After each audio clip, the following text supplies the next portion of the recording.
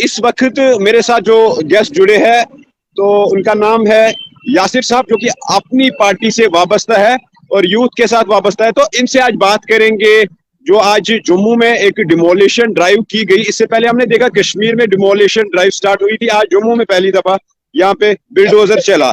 और उससे पहले ही हमने देखा कि जम्मू के अंदर प्रोटेस्टर्स देखने को मिले थे। मजीद इसी मुद्दे पे बात करने के लिए यासिर साहब, या साहब किस तरह से आज की आप डिमोलिशन ड्राइव को देख रहे हो जो जम्मू के अंदर चलाई गई? तौसीफ साहब आपका बहुत बहुत शुक्रिया। मैं ये कहना चाहूंगा कि आप देखें कि जम्मू कश्मीर की लोगों की, आवाम की बेबसी का, मजबूरी का, लाचारी का जो है वो फायदा सरकार उठा रही है। और सरकार जो है कोई ब्लैक एंड व्हाइट में कुछ रिटर्न में कुछ पॉलिसी जो है वाजिया नहीं हुई। पहले सरकार जम्मू कश्मीर की आवाम ये समझ चुकी है कि पहले भी उन्होंने डिफरेंट मजहब मजाहिब के नाम पे लोगों को बांटा, फिर जबान के बिना पे बांटा, फिर रिजनिज्म के नाम पे बांटा। बट अब ये था कि अमीर और गरीब और कोई क्लासिफिकेशन जो लास्ट की रह गई थी उसमें भी डिवीजन कर दी गई। लेकिन अगर सरकार वाकई ही संजीदा है कि 5, 10, 15 या कनाल तक वो रेगुलाइज करना चाहती है, तो उसको ब्लैक एंड व्हाइट से क्यों हेजिटेट कर रही है रिटर्न में देने के लिए? आप मुझे बताएं, जो तहसीलदार है या नायब तहसीलदार है या पटवारी है, वो तो डिप्टी कमिश्नर जो होगा वो जो ऑर्डर देंगे कि आप एक काम करें, जहां पर भी ये सरकारी लैंड है उसको खाली कराएं, तो वो ड्राइव चलाएंगे। ओरली तो आपने बोल दिया, वर्बली तो आपने क्या दिया, लेकिन लोगों के अंदर कहीं ना कहीं खौफ है और परेशानी है क्योंकि आपने डिस्टिंग्विश नहीं किया। उसी का रिएक्शन जो था आज मलक मार्केट में देखने को मिला। और बड़ी बदकिस्मती से मैं ये कह रहा हूं कि आप देखें कि ये जो लैंड जो है। यासिर साहब एक सेकंड में आप, बिल्कुल मैं पहले आपको रोकना चाहता हूँ। मैं उसी बिल्डिंग के बिल्कुल सामने ये लाइव कर रहा हूँ, यही वो बिल्डिंग है तो जहां पे वो डिमोलिशन आज शुरू हुई थी। तो क्या कहना, जिस तरह से अब कमर्शियल स्ट्रक्चर्स को डिमोलिश करने का सरकार ने अब एक फैसला लिया है, क्योंकि सरकार कह रही है कि ये सरकारी जमीनों पे इनका कब्जा था। आप देखें, ये सरकार की ड्यूटी होती है, ड्यूटी बॉन्ड होती है कि अगर सरकारी जमीन पर जो लोग जम्मू में आए हैं, ये पोजेसन मैं नहीं कह सकता हूं। आप देखें कि पीर पंजाल से, चनाब से या वैली के अंदर लोग जो मिलिटेंसी के दौरान यहां पर आए, उन्होंने पैसा दिया। कोई भी इंटर डिस्ट्रिक्ट किसी की इतनी जरूरत नहीं है कि किसी लैंड में जाके पोजेस करे। लेकिन जहां पर जो लोग काबज थे, जो राजा के टाइम पे काबज चले आ रहे थे, उनसे उस वक्त उन्होंने जमीन ली। उनका कसूर क्या है? आप बताएं। उस पर लोगों ने अपना इंफ्रास्ट्रक्चर जो है, इन्वेस्टमेंट पूरी उम्र की लगा दी। कई मुलाजमीन हैं जिन्होंने अपनी लगा दी, कई लोगों ने लोन लिया, पीसीएल लोन लिया, उन्होंने अपनी पूरी जिंदगी की आमदन लगा दी। कुछ तबका जो तजारती तबका है, उन्होंने अपनी आमदन जो है यहां पर इन्वेस्ट कर दी। लेकिन सवाल ये पैदा होता है कि सरकार जो है क्यों ख्वाह मखा इस तरह का अफरा तफरी का माहौल जो है वो क्रिएट कर रही है? क्या ये सरकार की कोई कैलकुलेटेड गेम है? क्या वो ये कहना चाहते हैं कि आगे इलेक्शंस करवाना चाहते हैं कि हम कुछ लोगों को जो है रेगुलाइज कर देंगे, आप हमें वोट दो, हमारे साथ जुड़ो? क्या ये प्रेशर गेम है? ये हमारे लिए हम आज वक्त कहना हमारे लिए नामुमकिन है। लेकिन जिस तरह से ये कार्रवाई की गई है, आप इससे पहले एक काम करें ना, नोटिस निकालें। नोटिस ये निकालें कि डिस्टिंग्विश करें कि कौन सा आपका लैंड ग्रैबर है। आपको जब खुद नहीं मालूम कि लैंड ग्रैबर कौन है, कौन कह रहा है कि जो इन्फ्लुएंशियल लोग हैं या टॉप ब्यूरोक्रेट्स हैं या टॉप पॉलिटिशियंस है, अगर उन्होंने ज्यादती की है, ये नहीं कि अगर उन्होंने ज्यादती नहीं किया, अगर उन्होंने गलत इलीगल मीन से नहीं लिया, आप उनको भी हरास करो।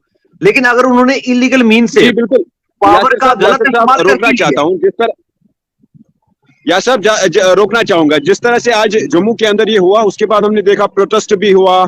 जो जेसीबीज यहाँ पे आई थी इस बिल्डिंग को डिमोलिश करने के लिए, उन जेसीबीज पे बच्चों ने पथराव भी किया। उसके बाद पुलिस को जवाबी कार्रवाई भी करनी पड़ी और जो प्रोटेस्टर्स थे उनको उन पे आंसू के गैस भी इस्तेमाल किए गए। तो ओवरऑल आप अब इससे पहले हम देख रहे थे ये स्टोन पेल्टिंग कश्मीर से हो रही थी, अब जम्मू में ऐसा हादसे होना, और किस तरह से आप देखते हो?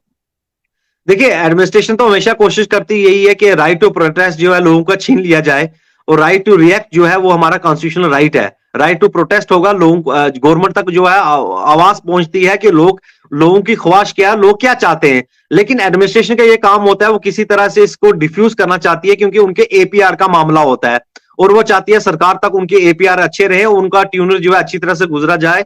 लेकिन जिस तरह से प्रोटेस्ट हुआ, बच्चों का रिएक्शन था, रिएक्शन मतलब आप मुझे बताएं ना, उनको इनसिक्योरिटी फील हुई कि उनके वालदेन, उनके दादा परदादा जो भी थे उनकी लैंड्स में रह रहे आ रहे थे, लेकिन जिस तरह से ये कार्रवाई हुई, मतलब आप मुझे बताएं कि पहले इन्होंने डिस्टिंग्विश भी नहीं किया। आप डिस्टिंग्विश तो करें ना, एक नोटिस जारी करें कि हम कितनी रेगुलाइज करेंगे। आपने ये कह दिया कि हम जो है वर्बली आपने कह दिया कि हम जो है आम आदमी को छेड़ेंगे नहीं। आप आम आदमी की डेफिनेशन ही नहीं है। कल आप बोलेंगे कि जी बीपीएल के राशन कार्ड लाओ, वही इस जुमरे में आते हैं। इसका मतलब ये भी एक डिप्लोमेसी का हिस्सा है। आप लोगों को सोसाइटी में डिवीजन कर रहे हो, अमीर गरीब और अपर क्लास मिडिल क्लास, और इनके बीच में आप लड़ाई छेड़ रहे हो ताकि ये दूसरे के साथ कलेक्टिवली जो है एफर्ट ना कर सके सरकार के खिलाफ। तो सरकार को भी अपनी वाजिया पॉलिसी, हम ये नहीं कह रहे हैं, मैं भी जो लेफ्टिनेंट गवर्नर साहब है उनकी इंटेंशन अच्छी हो सकती है या चीफ सेक्रेटरी साहब की इंटेंशन अच्छी हो सकती है, लेकिन तरीकाकार गलत है। जी जी, कल कल जी यासिर साहब, कल मनोज सिन्हा जी की तरफ से बिल्कुल बाकायदा तौर पे उन्होंने कहा कि गरीब के साथ कोई छेड़छाड़ नहीं होगी, और जहां पे उनके स्ट्रक्चर बने हुए हैं उनके साथ कोई छेड़छाड़ नहीं होगी। क्योंकि उसके बाद हमने देखा आज सिद्रा के अंदर जो प्रोटेस्ट जम्मू के अंदर हुआ, तो उन प्रोटेस्टर्स का ये कहना था, फिर भी हमें नोटिस मिल रही है। एक तो बोलना होता है, दूसरा रिटर्न में। जब तक मनोज सिन्हा जी हमें रिटर्न में या सरकार हमें रिटर्न में जब तक आश्वासन नहीं रिटर्न में नहीं लिख के देगी, तब तक हम भरोसा नहीं कर सकते हैं। तो अब एक तरह से सरकार कह रही है, दूसरे तरफ से लोगों में अब वो खौफ का माहौल पैदा हो चुका है। देखिए आप एक चीज देखिए, माल महकमा जो है, जंगलात का रकबा अलग होता है, माल महकमा का अलग सा होता है। और कानूनी ये है, एक इनका 90s के दौर में, अब मुझे नहीं पता है कि इनके सेक्रेटरीट में इस वक्त क्या चल रहा है, एक ऑर्डर भी हुआ था कि अगर स्टेट लैंड को प्रोटेक्ट गवर्नमेंट करने में नाकामयाब हो जाती है, उससे आप पोजेशन नहीं ले सकते लीगली तौर पर। और आप मुझे बताएं कि अगर जब कोई कंस्ट्रक्शन कर रहा है, या सरकार की नीयत में ये लगता है, सरकार को ये लगता है कि वहां पर कोई इंक्रोच कर रहा है, तो आपको इमीडिएटली उसी वक्त रोकना है। लेकिन वहां पर स्ट्रक्चर तैयार हो गया और उसके बाद लोगों का 20, 30, 50, 60, 100 सालों से 10 साल से ऊपर पोजीशन चल रहा है, और कानून ये ट्रांसफर ऑफ प्रॉपर्टी एक्ट हमारा ये कानून कहता है कि अगर जिसका 12 साल से पोजीशन है, आप उसको डिस्पोजेस नहीं कर सकते हो। लेकिन यहां पर सरकार जो है वो क्लियर अपनी वाजिया पॉलिसी लेकर नहीं आ रही है, जिसकी वजह से क्या हो रहा है कि किसी भी मोहल्ले में या किसी भी इलाके में जब सरकार के बुलडोजर आते हैं, जब ये बुलडोजर आते हैं, तो उसके जो इर्द गिर्द के इलाके जो होते हैं वो मुतासर होते हैं। उनको लगता है कि कल आज इसकी बारी है, कल शायद हम इसके अफेक्टेड होंगे। अब सरकार को ये लग रहा होगा कि शायद जो ये लोग हैं ये करवा रहे हैं, लेकिन इस वक्त मैं आपको लोगों के सेंटिमेंट्स की बात कर रहा हूं, लोगों के इमोशंस और जो लोगों के इसको जज्बात जुड़े हुए हैं, क्योंकि लोग बहुत अपसेट हैं, बहुत परेशान हैं। आप मुझे बताएं, सरकार कह रही है कि ये हम जम्मू कश्मीर की जो आबादी है उनके बेनिफिट्स की बात कर रहे हैं। आप मुझे बताएं, जब जम्मू कश्मीर की आबादी जो है मोर देन 70% जो है वो इसी लैंड पर रह रही है, जिनके मकान हैं। एक तो हो गया काश्तकारी, हो गया जो आम किसान करता है, लेकिन मैक्सिमम आप 5 लोगों की वजह से 95% लोगों को बर्बाद तबाह नहीं कर सकते। आप मुझे बताएं, अगर वही होमलेस हो गए, आप मुझे बताएं उनको हॉस्पिटल अच्छे क्या करने, उनको अच्छे एजुकेशन इंस्टीट्यूशन क्या करने हैं। जब वो स्लम एरिया में कन्वर्ट हो जाएंगे तो उनका जीने का मकसद क्या रह जाएगा। इसी लोगों के बीच में अफरा तफरिया, लोगों को आप क्लियर वाजिया पॉलिसी बनाएं। आप तो एक टाइम बोर्ड देते हो कि आप अपना मेमोरेंडम लाओ, पिटीशन फाइल करो, उसके बाद हम आपको जो है इसका पॉजिटिव रिस्पांस देंगे, लेकिन अभी तक हमने कोई इसमें पॉजिटिव या इफेक्टिव सरकार की पॉलिसी नहीं देखी।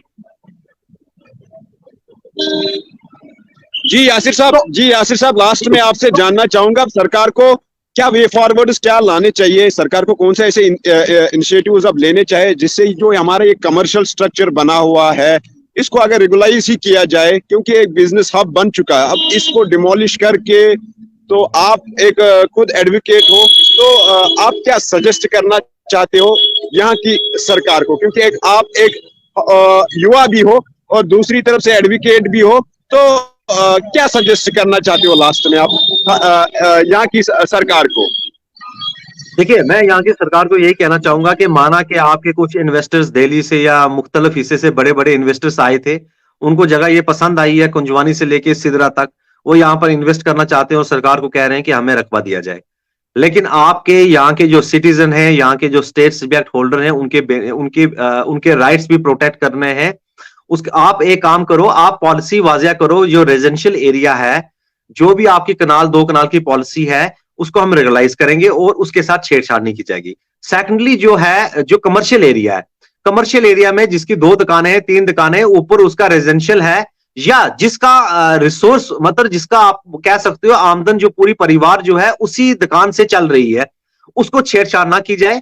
उसके बाद अगर आपको कोई लग रहा है, कोई लैंड ग्रैबर लग रहा है, आप मुझे बताएं ये कह रहे हैं लैंड ग्रैबर। लैंड ग्रैबर को ये पकड़ नहीं सकते, क्योंकि लैंड ग्रैबर जो है उनके नाम पे ना तो कोई जायदाद थी, वो बीच का एक ब्रोकर्स थे जिन्होंने पैसा लिया, खाया और वहां यहां से निकल गए, वो पोस्ट कॉलोनीज में रह रहे हैं। तो कानूनी तौर पर यह बनता है कि सरकार अगर उनके खिलाफ कार्रवाई करना चाहती है, वो जो 5 लोग हैं, 5 लोगों की वजह से 95 लोगों को मुतासर ना करें। आप क्लियर कट अपना एक ब्लैक एंड व्हाइट में पॉलिसी जो है वो वाजिया करें, ताकि लोग भी पुरअमन से रहें और उनको क्लियर हो जाए कि हमारे खिलाफ कुछ इस तरह की जो है डिमोलिशन ड्राइव जो है नहीं चलाई जाएगी, बल्कि वाकई सरकार जो है वो चाहती है कि लैंड ग्रैबर के खिलाफ कार्रवाई की जाए, ताकि लोगों के अंदर जो जिस तरह से इस वक्त बेचैनी पाई जा रही है, उस बेचैनी को खत्म किया जा सके। चलो शुक्रिया शुक्रिया यासिर साहब, आपने अपना कीमती टाइम दिया तो उसके लिए आपका बहुत बहुत शुक्रिया। ये थे हमारे साथ अपनी पार्टी के युवा लीडर एडवोकेट यासिर अहमद। इनसे हमने आज की जो जम्मू में डिमोलिशन ड्राइव हुई उसको लेके बात की थी। तो फिलहाल अभी की हम आपको थोड़ी बहुत विजुअल्स भी दिखाने की कोशिश करेंगे। फिलहाल ये वही जो शोरूम है, यहाँ पे ही दोपहर के बाद वो डिमोलिशन ड्राइव चलाई गई थी और उसके बाद थोड़ा बहुत यहाँ पे माहौल थोड़ा पैनिक सा भी हुआ था। फिलहाल अभी की जो सिचुएशन है वो फिलहाल बिल्कुल नॉर्मल है। और मजीद अपडेट के लिए आप जुड़े रहे प्राइम पोस्ट के साथ। फिलहाल मुझे दीजिए इजाजत, अल्लाह हाफिज।